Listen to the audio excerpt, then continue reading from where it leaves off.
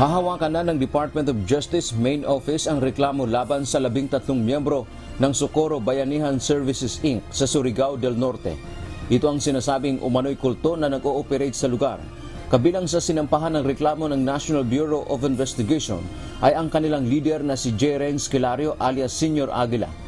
Ayon kay Justice Secretary Crispin Rimulya, bumuo ng isang special panel of prosecutors na didinig sa mga reklamo tulad ng kidnapping, qualified trafficking, paglabag sa anti-early child marriage law at iba pa. Inaasahan din na dadalhin dito sa Maynila ang mga witness kasama ang mga kabataan na biktima umano ng pang-aabuso. Isa sa ilalim din ang mga ito sa Witness Protection Program o WPP ng DOJ. We brought the case here para kami na ang bahalang tumingin sa mga allegations do sa complaint affidavits at sa mga complaints na final against the suspects. Kaya dito na ho i-hear yan sa DOJ. Sa kanyang nakaraang privilege speech, inihayag ni Senator Risa Ontiveros ang umano'y pang-aabuso ng kultong ito, partikular sa kabataan sa komunidad ng Socorro sa Surigao del Norte. Dan Tiamento, UNTV, News and Rescue.